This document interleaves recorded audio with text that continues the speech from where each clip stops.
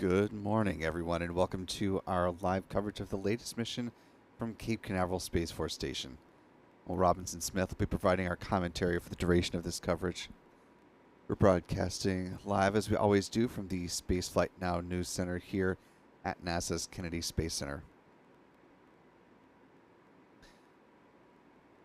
Our Spaceflight Now editor, Stephen Young, is pulling double duty tonight, both running the technical operations of the broadcast, also doing some tracking work as our photographers Adam Bernstein and Michael Kane have the morning off.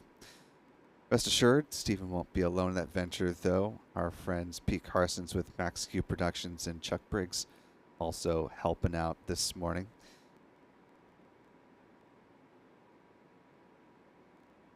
SpaceX is preparing to launch the Starlink 8-9 mission with that rocket you see there at the center of your screen. That, of course, is their workhorse vehicle, the Falcon 9. You may recognize that booster, as it was supposed to be used for another Starlink mission in the not-too-distant past. That was Starlink 10-2, which ran into some weather and technical issues a couple of weeks ago, leading up to the T0 scrub back on Friday, June 14th, when an abort was called as the Merlin engines were firing moments before liftoff. SpaceX decided to pull this booster out of rotation for a bit while it did some more thorough assessments of it, and now it is back in action, getting ready to send up 20 Starlink satellites on board this mission, including 13 that have the direct-to-cell capability built in. And with this mission, SpaceX will crest over the 100 satellite mark with its DTC portion of the Starlink constellation. It'll have 103 on orbit, to be precise. Currently, SpaceX is targeting a T0 liftoff of this Falcon 9 rocket at 4:55 a.m. Eastern. For our friends joining us from around the world, that is 0855 UTC.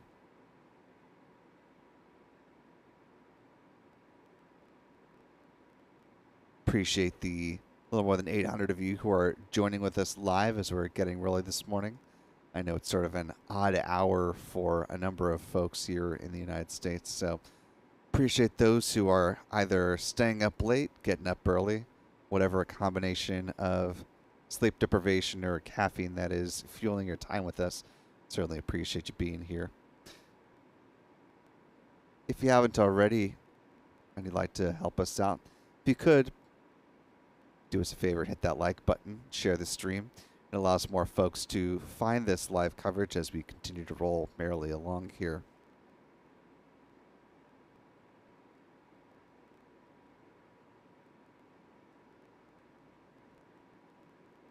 I want to thank Callistia Lee for hopping in on the moderator side of things this morning.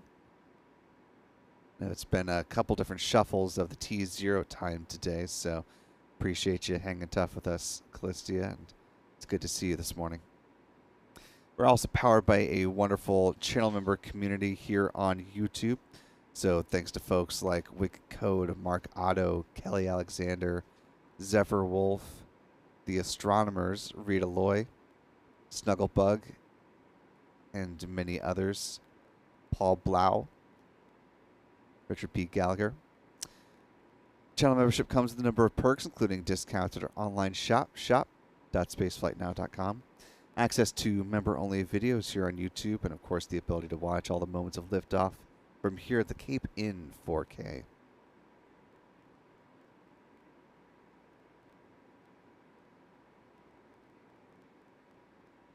As we are getting going, I want to welcome a couple new channel members, Renee Lynn Weldon and Kevin Walker, joining us with channel membership, the Pad Leader level. And thanks to Callistia for gifting 5 Spaceflight Now memberships. Really appreciate that bit of generosity getting us going. So to our 7 newest channel members, welcome aboard. We're glad to have you with us. And to the 5 who are gifted memberships, be sure to thank Callistia in the live chat if you haven't already. Last but not least, if you have a comment or question about this launch or just other happenings in the realm of spaceflight, and your comment or question is appropriate to be read on the show. Love to bring you into the conversation. You can use the YouTube Super Chat feature. And I'll also be trying to keep an eye out for good member comments as well.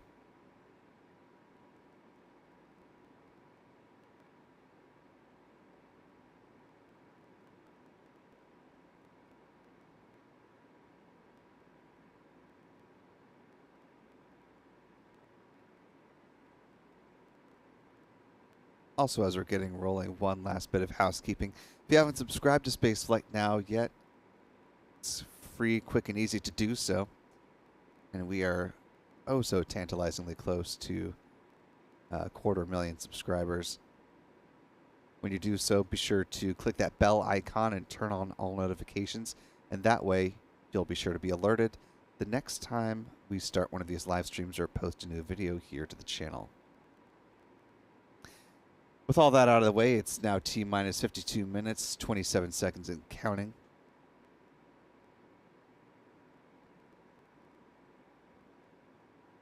SpaceX launch director is about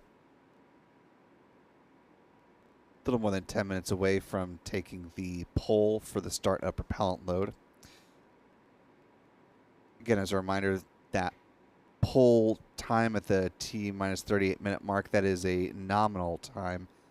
If they feel like they're in a good position to do so, they can take that poll a little bit earlier if they feel like they are ready to do so. It's done electronically, so it's not the same as, say, a Firefly or United Launch Alliance, where you'll hear them go down the row in the Launch Control Center, and all the positions will verbally call out their support to proceed. Essentially, just click a button and move right along. SpaceX is running this countdown from its Hangar X site here at KSC. It's a facility where they refurbish Falcon boosters and prepare them for future flights, as is the case with, of course, the one you see here on your screen today. SpaceX also has support for this launch in part from the control room at their headquarters in Hawthorne, California. Again, this morning's launch targeting the T0 liftoff at 4:55 a.m. Eastern. That is 08:55 UTC.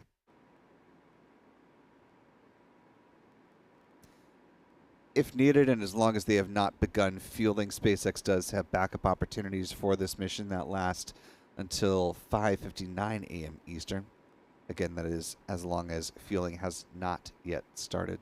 If they are unable to launch today, though, for whatever reason, their next backup opportunity, not for a few days, not until Sunday, July 7th, with the launch window opening at 12:28 a.m. Eastern.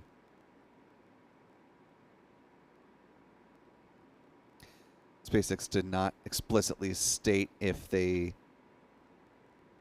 are choosing to stand down for the Independence Day holiday. That, of course, is the 4th of July here in the United States. But with the next launch opportunity well on the other side, hopefully they're giving their team a well-deserved period of downtime. SpaceX working at a blistering pace, trying to get to up to 144 or more launches on the year. So far, they've notched 67, looking for 68 in less than 50 minutes. Talking weather, the launch weather forecast coming into this morning's window, fairly decent at a 80% chance of good conditions at liftoff, according to the 45th Weather Squadron's launch weather forecast. Only item of interest are the cumulus clouds that may be hanging around the area. With the backup launch opportunity not until Sunday, a little far out for a launch weather forecast, so that will be issued as needed, if needed.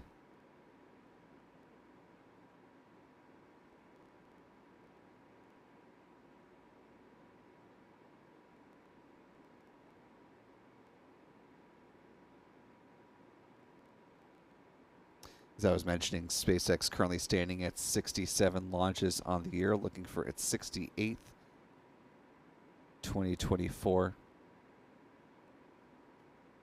Making good progress towards that end of the year goal, although at their current pace, they would fall a little bit short of that. So they'll have to make up some ground in the back half of 2024. But by all accounts from SpaceX leadership, in some of their posts on social media, they sound optimistic, though, that they'll still be able to reach their ultimate goals. Let's talk about the launch countdown timeline, the milestones that we're looking forward to, assuming a nominal countdown of today's Falcon 9 flight. As I mentioned, the poll will nominally conclude at the T-minus 38-minute mark, and they'll be given the go-ahead to proceed with the start of propellant load if they are ready to do so. Once that happens, fielding begins the T-minus 35-minute mark with a couple of events, one being the loading of RP-1 or rocket-grade kerosene on both the first and second stages of the Falcon 9 rocket, the other being liquid oxygen loading starting on the Falcon 9's first stage. T-minus 16-minute mark is when the liquid oxygen load on the second stage begins, but before that, they'll start the so-called big vent. Happens as the feed lines are being chilled at the strong back. The process starts at T-minus 20 minutes and 50 seconds, though we start to see evidence of it at about T-minus 20 minutes and 20 seconds, that so-called big vent. T-minus 7 minutes, the chill down of the 9 Merlin 1D engines gets underway.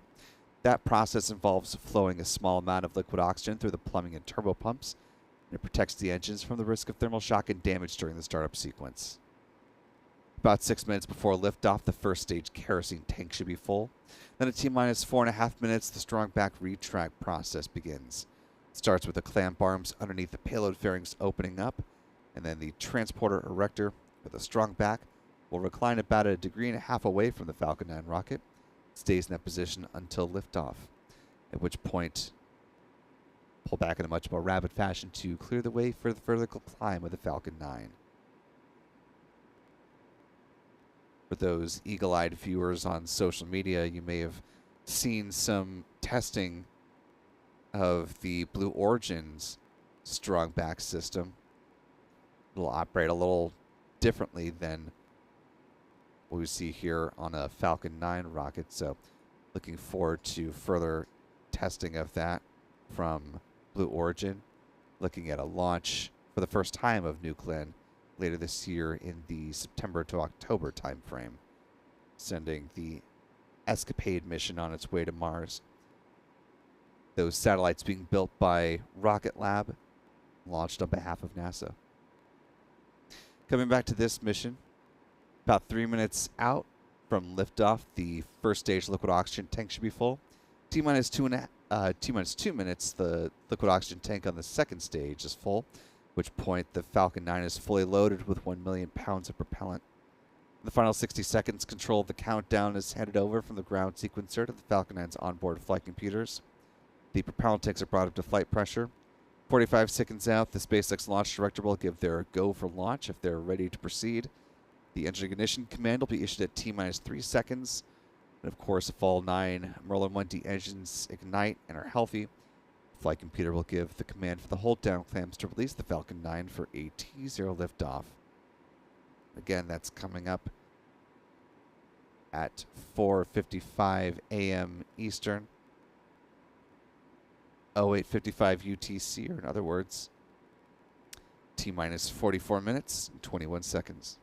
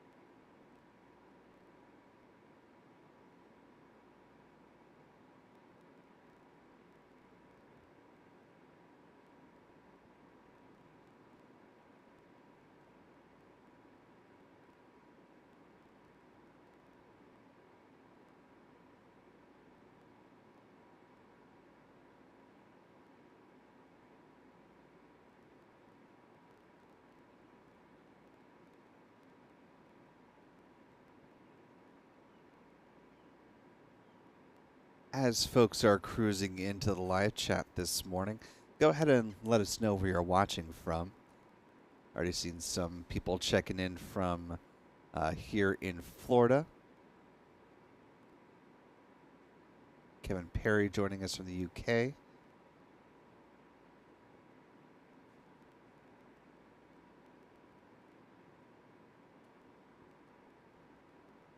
It's like Deep Dive Deets is down in Cocoa Beach. Got Justin Dawson, Southwest Florida. Jeff Hansen from Southern California. So for those who are clocking in from the East Coast, be sure to pay attention to this next bit as we're talking trajectory for this mission. Again, this is the Starlink 8-9 flight, sending up 20 Starlink satellites to the ever-growing mega constellation, including 13 with the direct-to-cell capability. Falcon 9 rocket, of course, lifting off from Pad 40 over at Cape Canaveral Space Force Station. Once it launches, it will fly in a northeasterly trajectory up along the coast of the eastern United States. So for folks in the central to northern parts of Florida, northeast parts of Florida, I should say, as well as Georgia, South Carolina, North Carolina, maybe even a little bit further up. Be sure to keep your eyes to the skies, and if you are able to catch a glimpse of the Falcon 9 as it climbs uphill, be sure to tag us on X. We are simply at Spaceflight now. Love to see some photos or videos of whatever you're able to capture this morning. After stage separation, the first stage booster, tail number 1073, will land on one of SpaceX's 3 drone ships. It's got 2 here on the East Coast, and the one on deck tonight is going to be a shortfall of gravitas.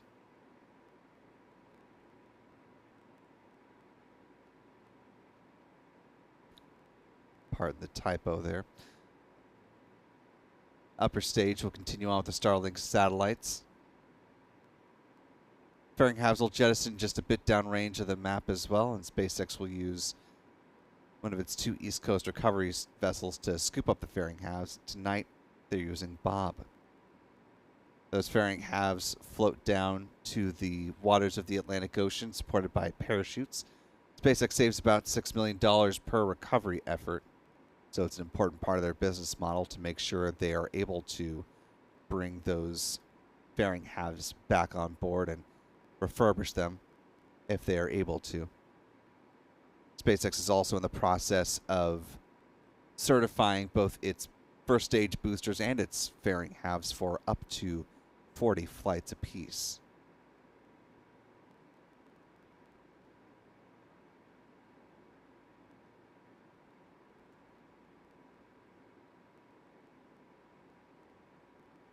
I see one of our channel members, Nathan Haynes, noting that the second stage is visible from all parts of Virginia if you have a clear view of the eastern skies. So here's hoping that clear skies are available tonight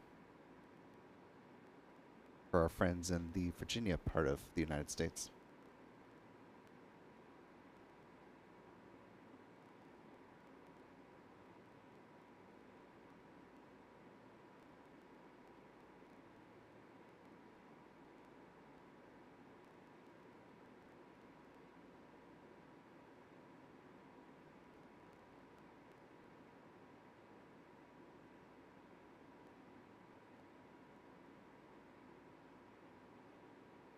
We're now T-minus 39 minutes, 4 seconds and counting.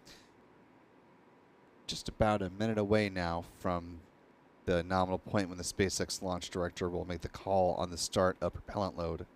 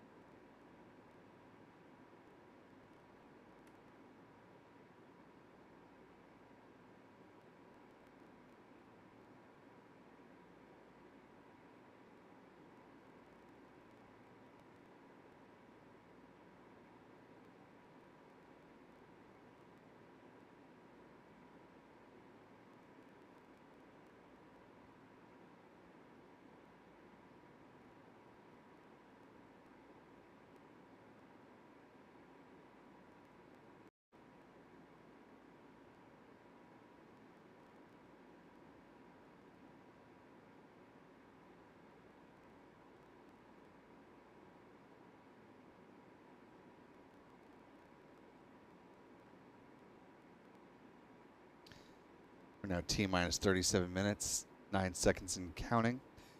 Want to welcome NDN Boogie joining us with channel membership at the pad leader level. Welcome aboard, NDN. And thanks to Psychonaut69 for gifting us Spaceflight Now membership. Appreciate you, Psychonaut. To our newest channel member, Gifted, welcome aboard. We're glad to have you with us, and be sure to thank Psychonaut in the live chat if you haven't already.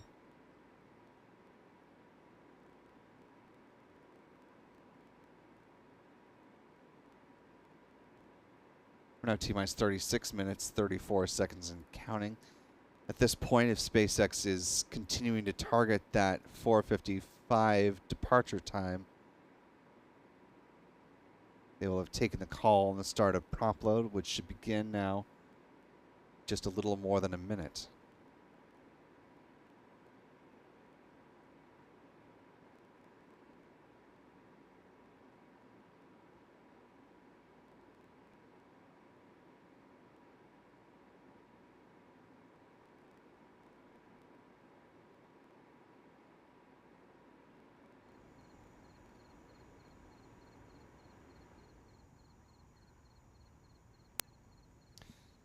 Do have word from SpaceX, now T-minus 35 minutes, 44 seconds and counting, that the launch team has pulled go for propellant load ahead of today's flight of the Falcon 9 rocket, the 20 Starlink satellites from Pad 40. So, good news that they are seemingly on track at this point for that launch at 4:55 a.m. Eastern, 08:55 UTC. Once prop load has begun, even though SpaceX still has time remaining in their launch window because of the style of fueling, the load and go process. Start of fueling means they are committing to that T0 time, which begins now.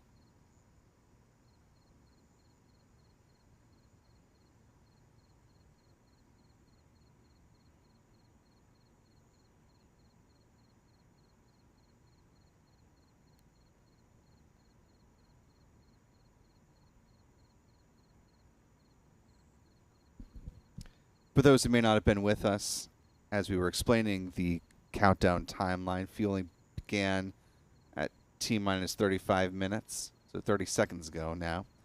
The loading of RP-1, or rocket-grade kerosene, on both the first and second stages of the Falcon 9 rocket. At the same time, liquid oxygen will be loaded on board the Falcon 9's first stage. If you look near the base of the Falcon 9 here, live on your screen, look up near the base of it, you can see sort of a slightly lighter tinted ring. You go up, starting at the bottom, and then bring your eyes towards the bottom third of the rocket, sort of where the gray gradient changes a little bit. You can see a very defined ring.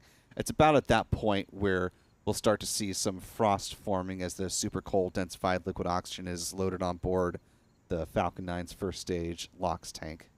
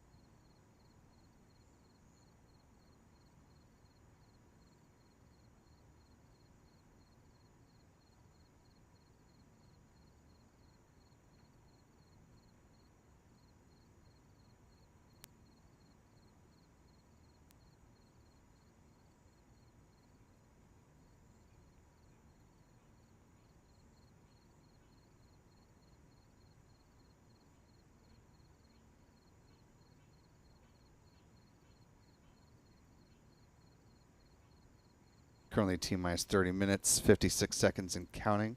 Starting to see a little vapor forming in that area that I was talking about. A little bit of a frost ring as well. Happens as the super cold densified liquid oxygen, as it's loaded, hits the warmer Florida air.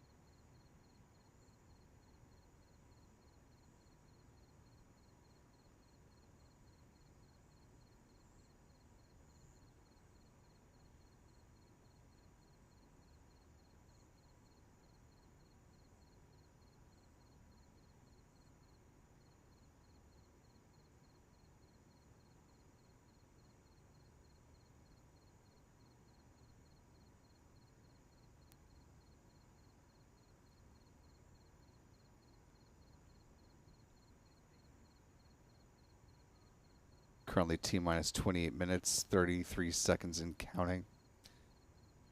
Beautiful view of the crescent moon as the morning continues to roll on here.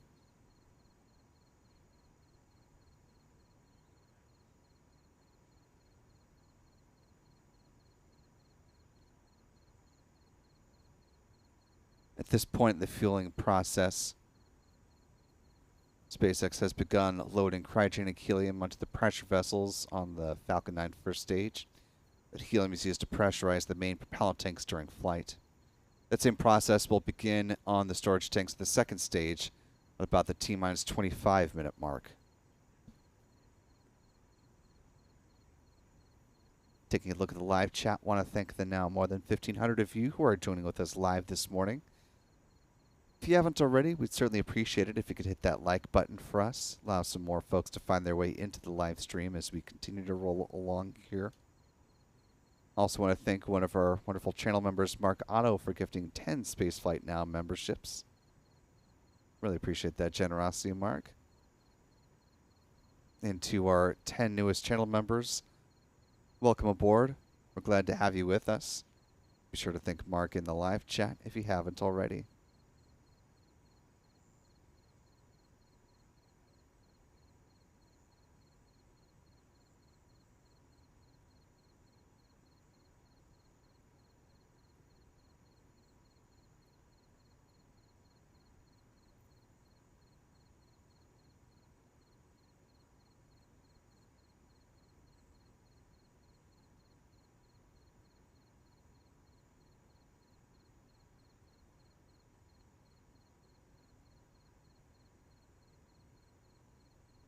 As we continue with our live coverage this morning, do want to send out some kind thoughts for all those who may be in the path of Hurricane Beryl as it continues on as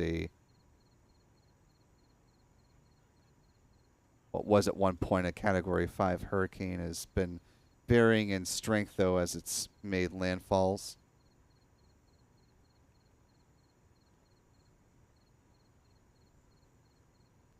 With the current trajectory looking like it's going to be heading towards eastern Mexico and southern Texas. Certainly want to keep all those in the path of the hurricane in our thoughts, and hopefully, if you have friends or family in those areas, you're able to keep in touch with them and that they're staying safe as the storm continues to roll on very early in the hurricane season for a Cat 5, historically early.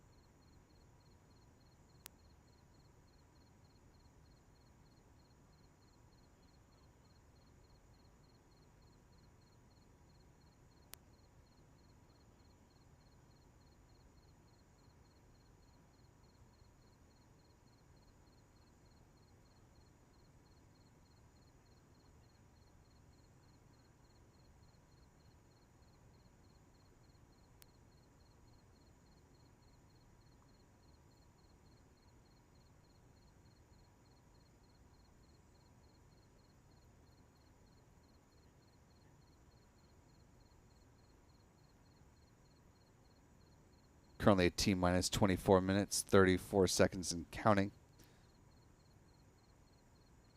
Back in late May, SpaceX noted that it had crossed more than 3 million customers for its Starlink satellite internet service. Well, just earlier this week, they also marked their 101st market, the entrance of Madagascar into Starlink internet service.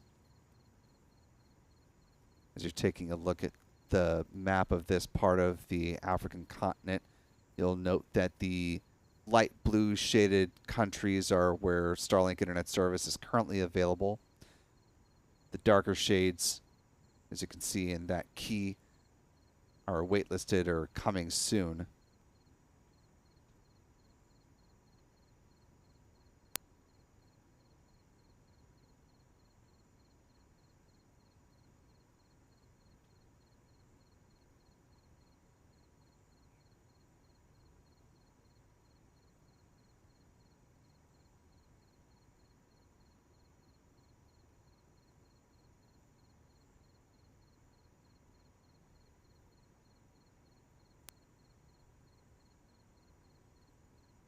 Talking more about the Starlinks that are on board this particular flight. There are 20 in total, 13 featuring the direct-to-cell capability. Again, this will put SpaceX over the 100 DTC satellite mark. The total will be 103 once this mission is complete.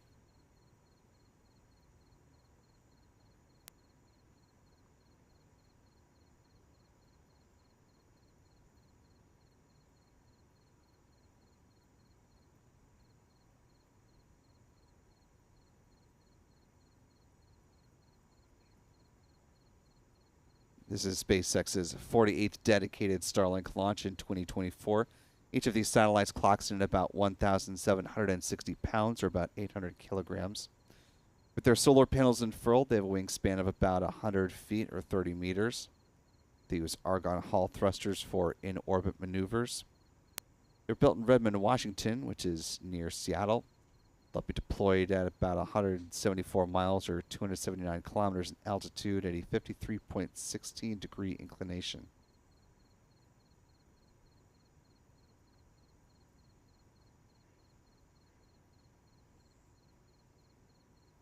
While there has not yet been a rendering or an image from SpaceX of a Starlink V2 mini satellite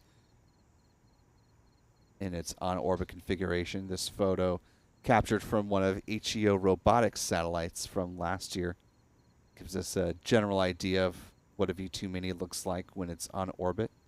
HEO Robotics specializes in capturing non-Earth facing photography.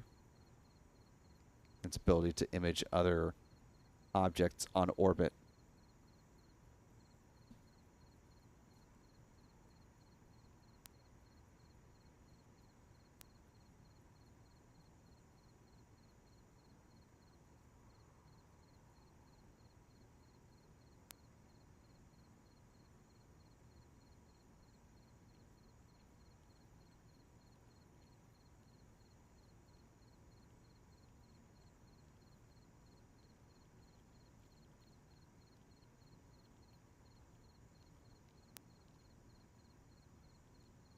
We're now T-minus 20 minutes, 40 seconds and counting.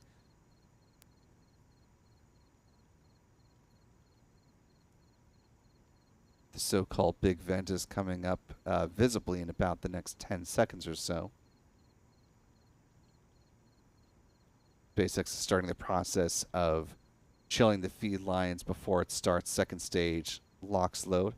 And there you see that big vent now beginning and getting underway. This process will last until about T-minus 16 minutes and 30 seconds. Second stage liquid oxygen load begins at the T-minus 16 minute mark.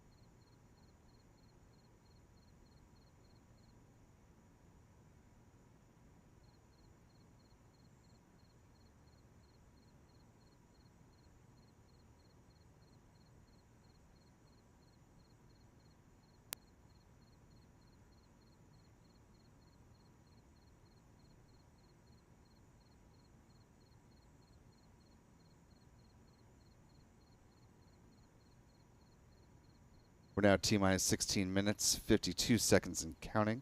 Less than 30 seconds remaining on the big vent.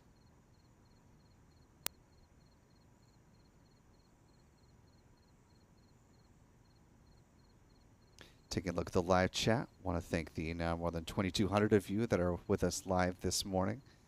If you haven't already, be sure to click that like button for us. Allows more folks to find their way into the live coverage this morning. And thanks to Jeff Hansen, one of our wonderful channel members, for gifting a $10 super chat. Thank you so much, Jeff. Good to see you this morning. Jeff says, simply Godspeed, Falcon 9.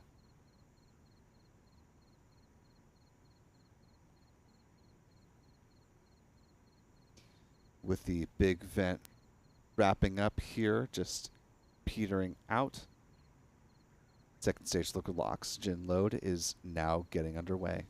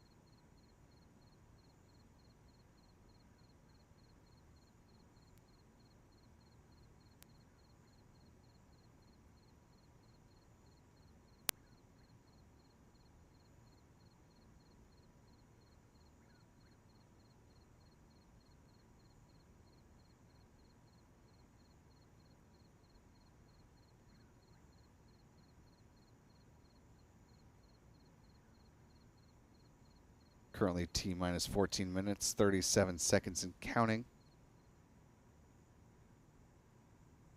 Booster that is flying tonight, tail number 1073 in the SpaceX fleet, as we mentioned a little bit earlier in the broadcast, was originally going to be making its 16th flight on the Starlink 10-2 mission, though a combination of weather and technical troubles meant this booster was put on the sidelines while crews worked out the issues behind the T0 scrub that happened back on June 14th. That abort called as the Merlin engines were igniting, but before the liftoff of the Falcon 9 rocket. So it was put on the bench. They took a hard look at it, did whatever they needed to do with it, and now it is back in service. So, with it preparing to launch now for its actual 16th flight, let's go ahead and take a look back at the launch legacy of this particular first stage booster before it makes its 16th flight.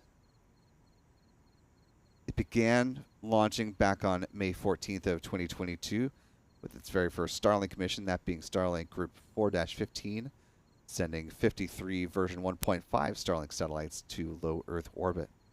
Next up was a C-band communications satellite for Luxembourg-based SES on June 29th, that being SES-22.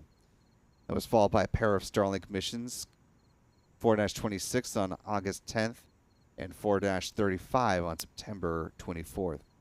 That was followed by this booster's first lunar supporting mission with the launch of the Hakuto-R Mission 1 lander back on December 11th. The launch went off as planned. Unfortunately, the lander crashed on the moon and failed to become the first commercial lander to safely touch down on the surface of the moon.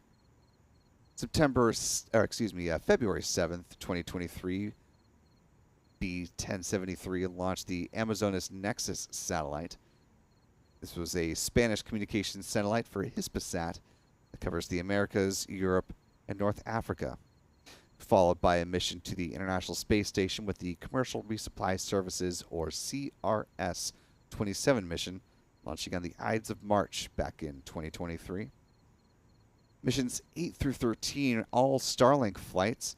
Those were 6-2 on April 19th, 5-11 on June 12th, 6-12 on September 4th, 6-27 on November 8th, and then moving into this year, 6-37 on January 15th, 6-41 on March 4th. That was followed up by the first mid-inclination orbit rideshare mission for SpaceX called Bandwagon 1. That launched on April 7th. And most recently was, surprise, surprise, another Starlink flight, that being Starlink 6-58, which launched on May 13th. That brings us up to today with the Starlink 8-9 mission, getting ready to lift off in just over 11 minutes.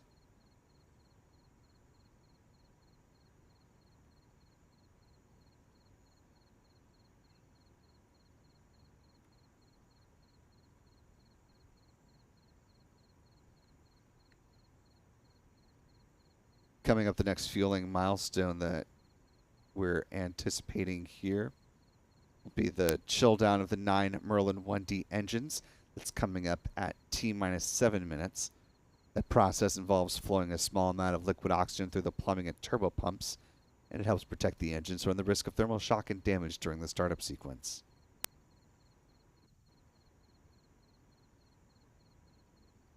As we continue on here this morning, I want to thank Dylan French for gifting a Spaceflight Now membership. Really appreciate that, Dylan.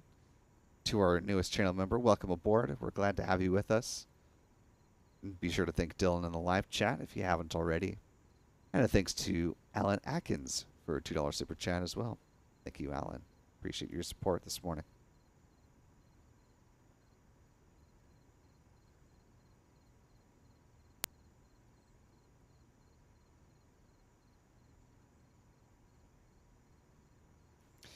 Taking a look at the live chat, Mark Otto noting that this was supposed to be one of 2 launches that we were tracking this morning, the other being the 5th flight of Firefly's Alpha rocket from over at Vandenberg Space Force Base.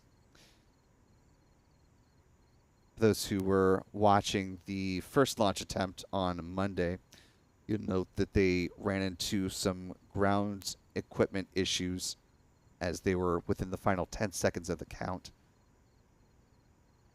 They held the count, tried to recycle, went forward again, and got, within a memory serves, about 10-ish minutes to the planned liftoff, and they decided to go ahead and stand down from that launch attempt on Monday, which brought us to today, where they were planning to launch at just past 9 o'clock Pacific time, 9 p.m. Pacific. However, they decided they wanted to take more time to assess that issue, and so they are, of course, not launching this morning, or didn't launch this morning. And we're just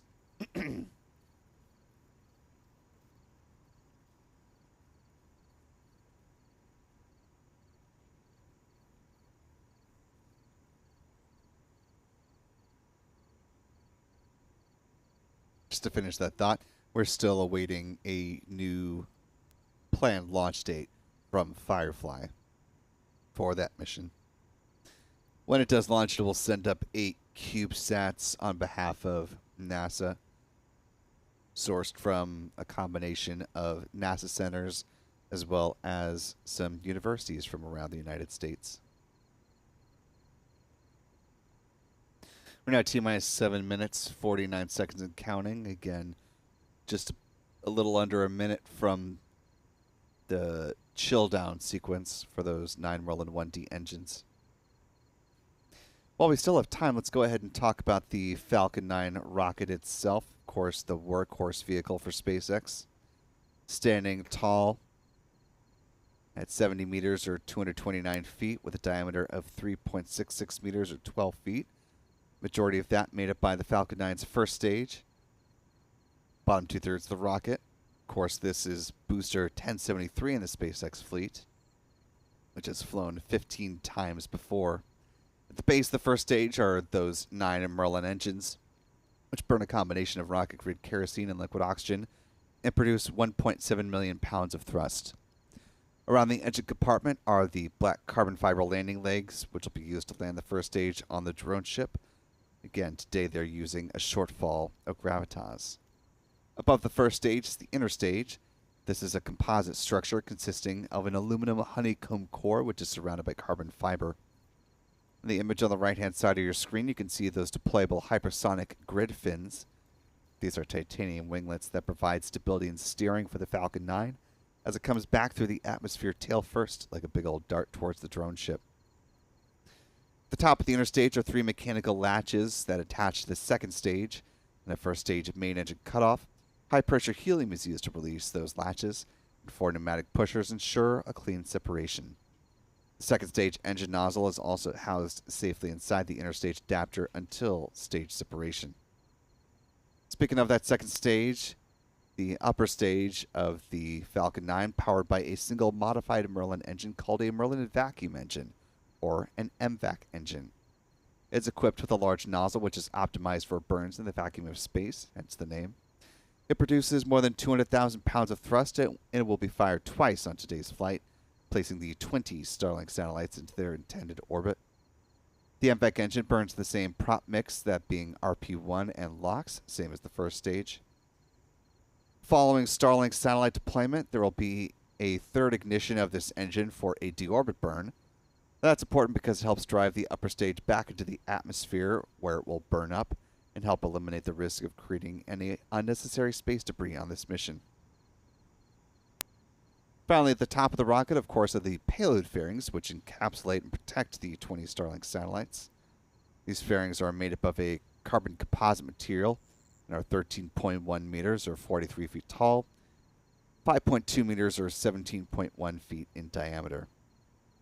2 halves of the payload fairing, of course, will also be recovered a little bit downrange where the first stage lands on the drone ship. They gently splash down, supported by parachutes. Of recovery vessel Bob will fish them out of the water, return them back to Port Canaveral for refurbishment and reuse.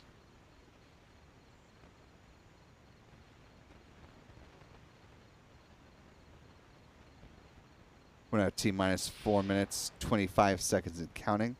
Starting to hear some of the hissing and the noise of the pad. Strong back retract is starting. With that call out, SpaceX is preparing, as you heard, the strong back retract sequence. The clamp arms underneath the payload fairings will open up, and then the transporter erector for the strong back will recline about 1.5 degrees away from the Falcon 9 rocket. You could see through the vapor there, those clamp arms now opening up. Just as a little bit of housekeeping, you see a slight difference between our clock at the upper right-hand corner of your screen and the clock there from the SpaceX feed in the center of that box. Our clock is in real time. The feed coming in from SpaceX is on a slight delay by about 10 seconds or so. So the call-outs for the mission milestones will be made based off of our real-time clock.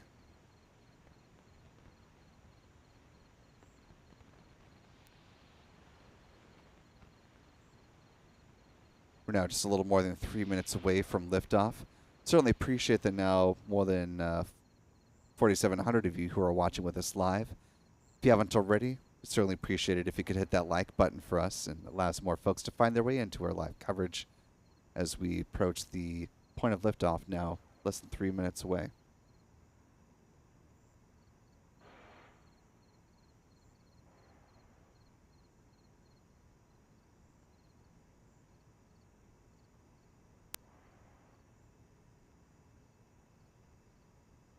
Stage 1 LOX load is complete.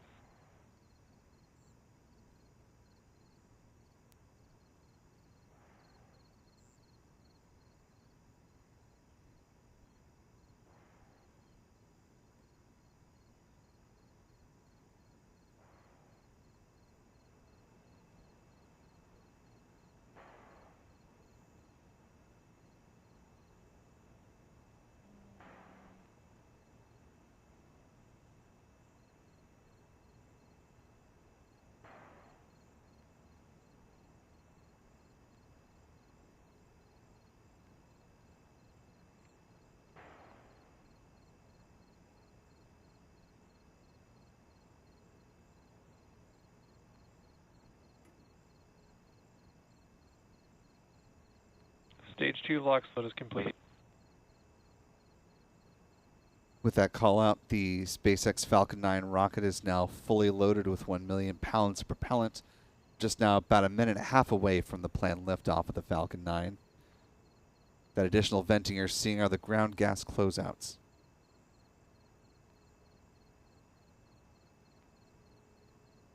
Ground gas closeouts has started.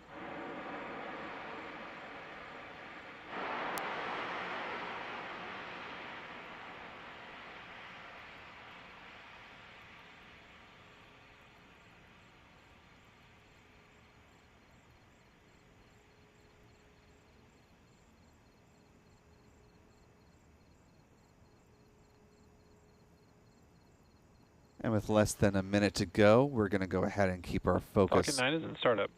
on the Falcon 9 itself. Promise we'll come back to the live chat on the other side of liftoff. Waiting for the SpaceX launch director to give their go for launch. Go for launch. And with that confirmation, we are now less than 30 seconds away from the liftoff of this Falcon 9 rocket on the Starlink 8-9 flight, sending up 20 more Starlink satellites to low Earth orbit. 15 seconds.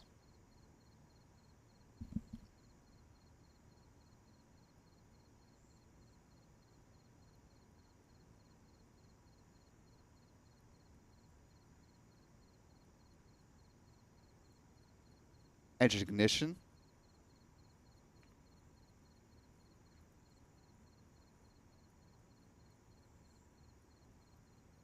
And liftoff.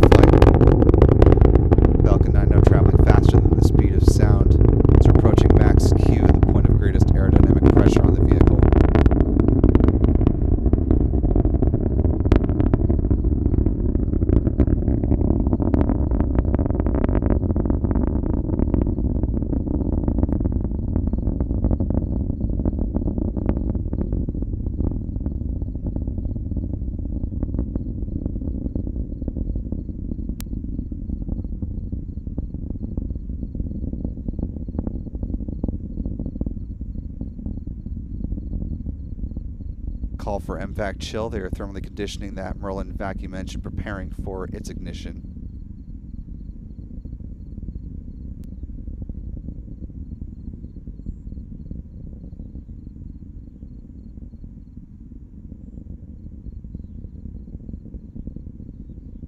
Coming up, we have a few events in fairly rapid succession. See first stage main engine cutoff. That's coming up at T plus 2 minutes 25 seconds. That'll be followed by stage separation and then second stage engine start. And there you see MECO. Stage separation.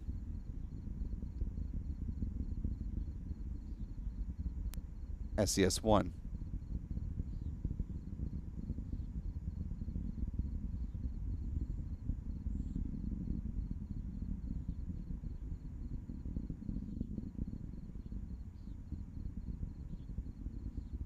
You see those events coming in from the SpaceX onboard cameras as well. Those hypersonic grid fins deploying as the fairings are now about to be jettisoned. You can see them falling away from Pete Carson's tracking camera here.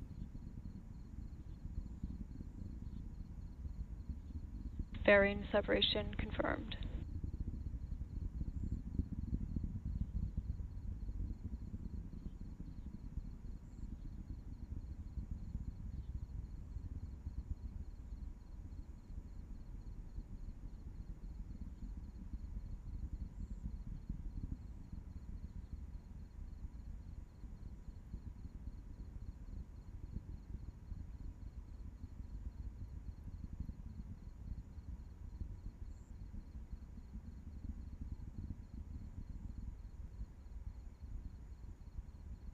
Now a little more than, or just about 4 minutes into flight now.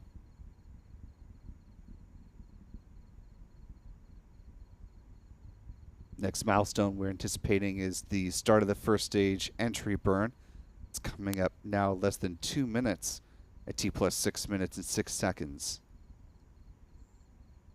That burn will last for about 23 seconds in total. As you saw during the ascent from the pad, it's a little bit cloudy here in the area around Central Florida, so we may or may not be able to see the entry burn from the ground cameras we have, but if we are able to capture that, we will of course bring those live views to you.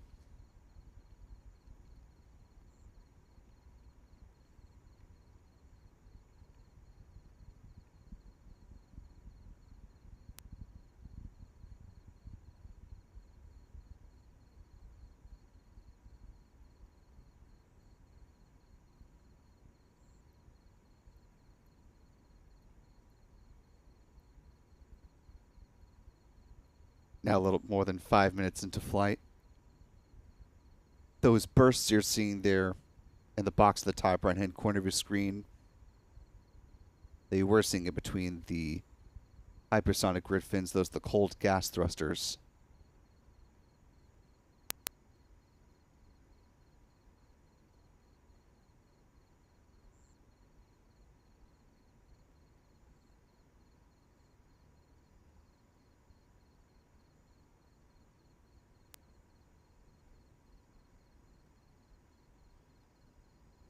Still getting some great tracking from Chuck Briggs here.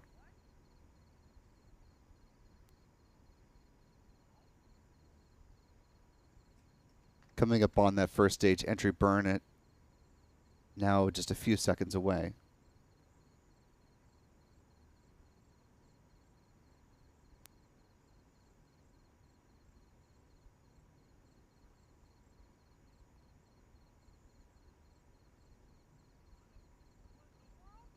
Stage 1 FTS is saved.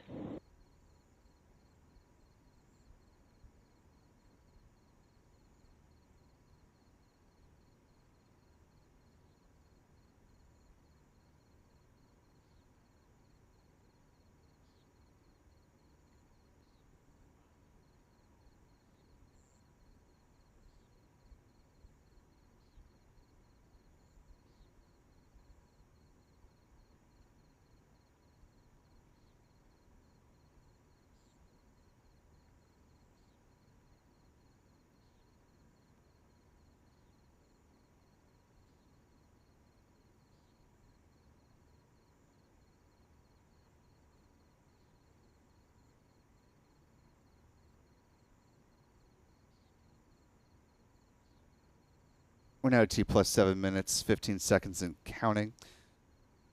Next milestone will be the first stage landing burn beginning. Still got a great view of the second stage, though.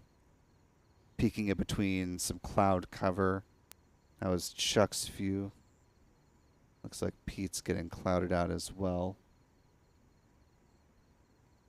And it's weaving in and out from our perspective. Chuck is up in Titusville this morning.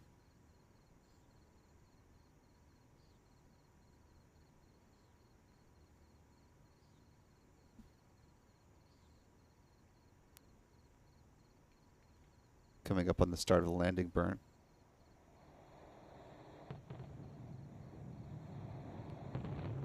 Stage 2 is in terminal guidance.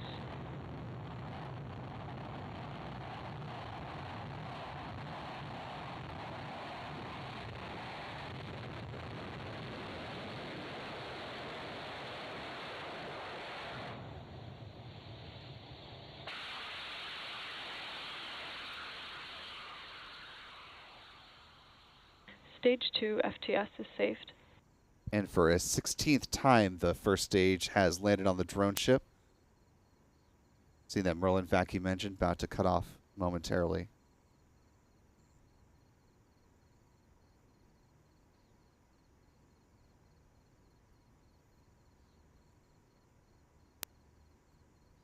And back shut down.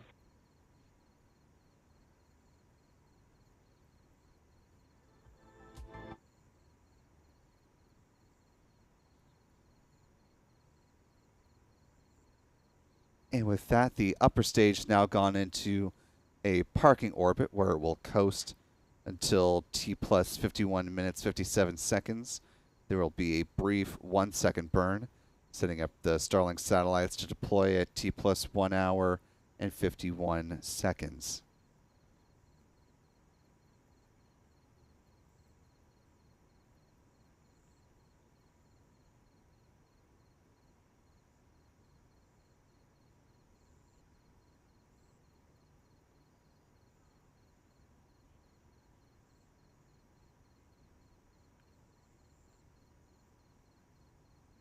Want to thank a couple of folks for your support before we cruise on into our mission stats and close out our coverage this morning.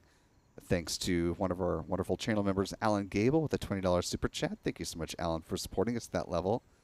Who says, great coverage as always, Will and all. Thank you, sir. Sofa King Crazy has been a member now for 2 months. Saying, Elon, I love you. Certainly a lot of admiration for the Falcon flights here. And Cam Research also marking channel membership of a month, saying thanks for the stream, go for launch. And with that, we are go for our mission stats, closing things out today.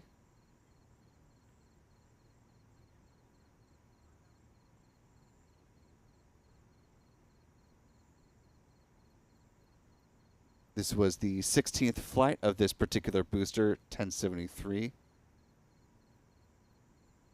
This was SpaceX's 352nd Falcon 9 launch to date, the 67th Falcon 9 launch of 2024.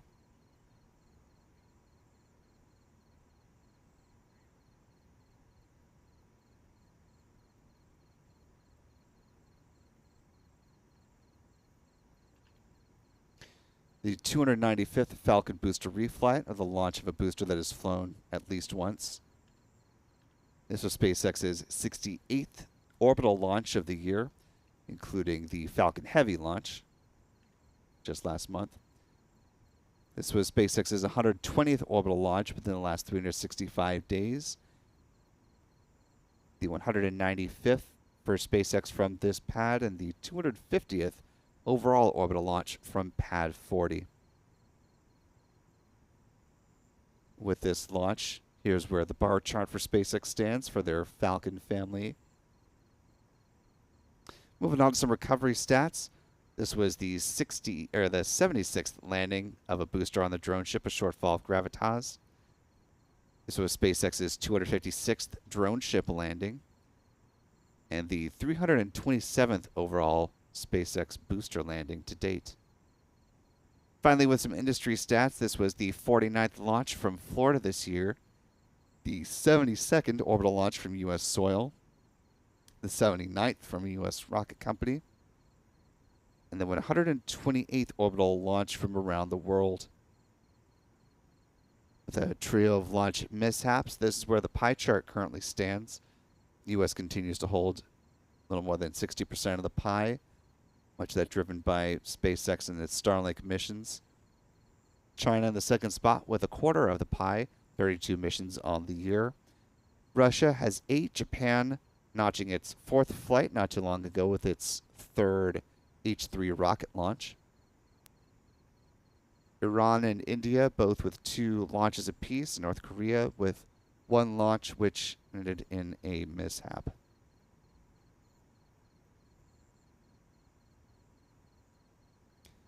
Taking one last look at the live chat. Thank Norman Reitzel for a $4 super chat. Good to see you this evening, Norman. Or this morning, I should say.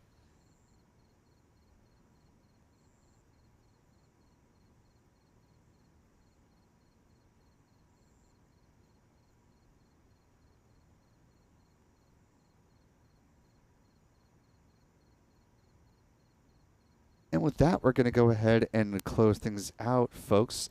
Want to thank Callistia Lee for helping to hold things down and the moderator duties in the live chat. Appreciate you as always.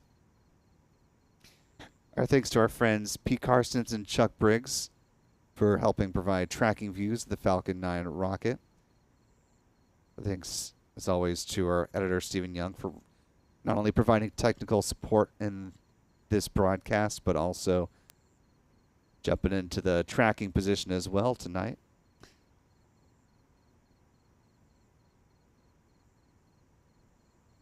And most of all, want to thank you for wherever you are watching this launch from today.